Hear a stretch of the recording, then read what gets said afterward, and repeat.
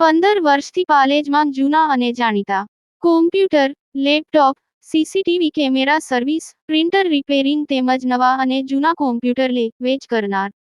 Admission form તેમજ તમામ સરકારી ફોર્મ ઓનલાઈન ભરી આપવામાં આવશે.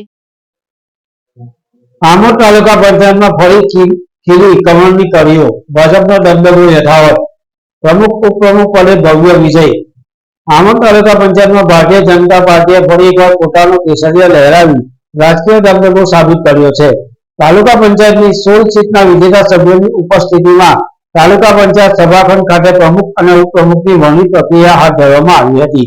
આ વરણી પ્રક્રિયા તાલુકા વિકાસ અધિકારી તેમજ જિલ્લા શિક્ષણ અધિકારી સચિન શાહની ઉપસ્થિતિમાં હાથ ઊંચા કરી મતદાન પદ્ધતિ દ્વારા સંપન્ન કરવામાં આવી હતી. પ્રમુખ પદ માટે ભારતીય જનતા પાર્ટીના રાજદીપસિંહ દાયમાને કુલ 12 મત મળતા તેઓ આમોદ તાલુકા પંચાયતના નવા પ્રમુખ તરીકે વિજેતા જાહેર થયા હતા. જ્યારે ઉપપ્રમુખ પદ માટે ભાજપના વિજયભાઈ સન્મુખભાઈ પાટણવાડિયાને પણ 12 મત મળતા તેઓ ઉપપ્રમુખ તરીકે વિજેતા જાહેર કરવામાં આવ્યા હતા. જ્યારે કારોબારી ચેરમેન તરીકે કાજલબેન સચિનભાઈ પટેલની નિમણૂક કરવામાં આવી હતી. કોંગ્રેસ પક્ષના ઉમેદવારોને પ્રમુખ અને ઉપપ્રમુખ બંને પદ માટે માત્ર 3 મત મળ્યા હતા. જ્યારે એક અપક્ષ સભ્યોએ કોઈ પણ પક્ષના ઉમેદવારને મતદાન ન કરતા પોતાની તટસ્થ ભૂમિકા જાળવી રાખી હતી. પાલેજ ટાઈમ્સ ભરૂચ. આજરોજ તાલુકા પંચાયતની પ્રમુખની વરણી હતી.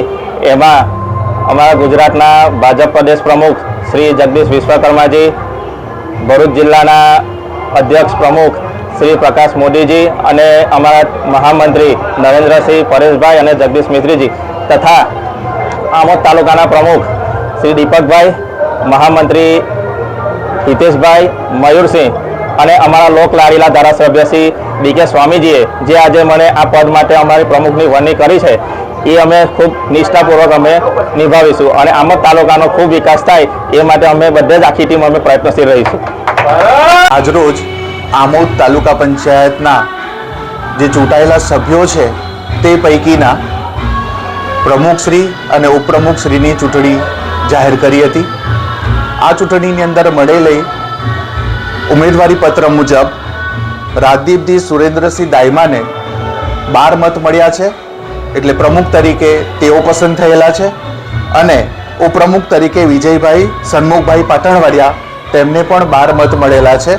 બંને ભારતીય જનતા પાર્ટીના ઉમેદવાર હોય બંનેને ઉપપ્રમુખ અને પ્રમુખ તરીકેની વરણી કરવામાં આવેલી છે. સાહેબ, કોંગ્રેસમાં કોઈ ઉમેદવારી ખરી? કોંગ્રેસમાંથી પણ એક ઉમેદવારી થયેલી છે અને એમના 3 મત એમને મળેલા છે. અપક્ષ ઉમેદવારે સાહેબ શું કરે? અપક્ષ ઉમેદવારે બંનેમાંથી કોઈ પણ પક્ષે મતદાન કર્યું નથી.